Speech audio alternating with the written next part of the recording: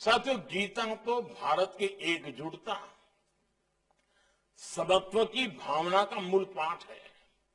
क्योंकि गीता कहती है समम सर्वेषु भूतेषु तिष्ठन्तम परमेश्वरम, अर्थात प्राणी मात्र में ईश्वर का निवास है, नर ही नारायण है। गीता हमारी ज्ञान और शोध की प्रवृत्ति की प्रतीक है, क्योंकि गीता कहती है न ही ज्ञानेन सदस्यम, नहीं ज्ञानेन सदस्यम पवित्रम निहि विद्यते, अर्थात ज्ञान से पवित्र और कुछ भी नहीं है। गीता भारत के वैज्ञानिक चिंतन की, साइंटिफिक टेम्परामेंट की भी गीता ऊर्जा स्रोत है।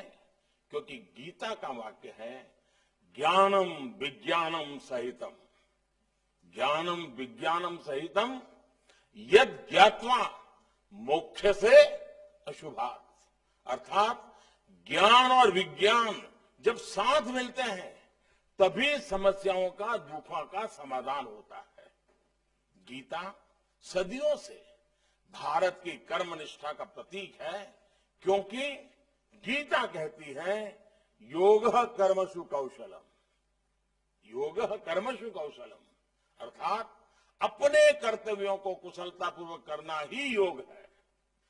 साथियों, गीता एक ऐसा आध्यात्मिक ग्रंथ है जिसने ये कहने का साहस किया कि न अनव्याप्तम न अनवाप्तम अवाप्तव्यम वर्तेव च कर्मणि, अर्थात सभी हानि, लाभ और इच्छाओं से मुक्त ईश्वर भी बिना कर्म किए नहीं रहता है। इसलिए गीता पूरी व्यावहारिकता से इस बात को कहती है कि कोई भी व्यक्ति बिना कर्म किए नहीं रह सकता। हम कर्म से मुक्त नहीं हो सकते। अब ये हमारी जिम्मेदारी है कि हम अपने कर्मों को क्या दिशा दें, कैसा स्वरूप दें। गीता हमें मार्ग दिखाती है, हम पर कोई आदेश नहीं थोपती। गीता ने अर्जुन पर भी कोई आदेश नहीं थोपा था, और अभी डॉक्टर साहब भी कह रहे थे गीता आदेश नहीं देती है। श्री कृष्ण ने पूरी गीता के उपदेश के बाद अंतिम अध्याय में अर्जुन से यही कहा, अरे सब कुछ करने के बाद जितना जोर लगाना था लगा लिया, लेकिन आखिर में क्या कहा, यथा इच्छसी तथा कुरु, यानी अब मैंने जितना कहना था कह दिया, अब तुम्हें जैसा ठीक लगे ऐसा तुम करो। ये अपने आप में शायद इससे ज्यादा लिबरल थिंकिंग कोई नहीं हो सकता है। कर्म और विचारों की ये स्वतंत्रता ही भारत के लोकतंत्र की सच्ची पहचान रही है। हमारा लोकतंत्र हमारे विचारों की आजादी देता है, काम की आजादी देता है, अपने जीवन के हर क्षेत्र में समान अधिकार देता है।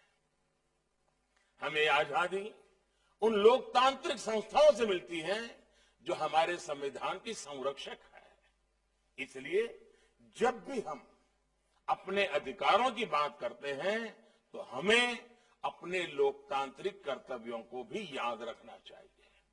आज कुछ लोग ऐसे भी हैं जो इसी कोशिश में रहते हैं कि कैसे संवैधानिक संस्थाओं की गरिमा पर, उनकी विश्वसनीयता पर चोट की जाए। हमारी संसद हो, न्यायपालिका हो, यहां तक कि सेना भी उस पर भी अपने राजनीतिक स्वार्थ में हमले करने की कोशिश होती रही है। ये प्रवृत्ति देश को बहुत नुकसान पहुंचाती है।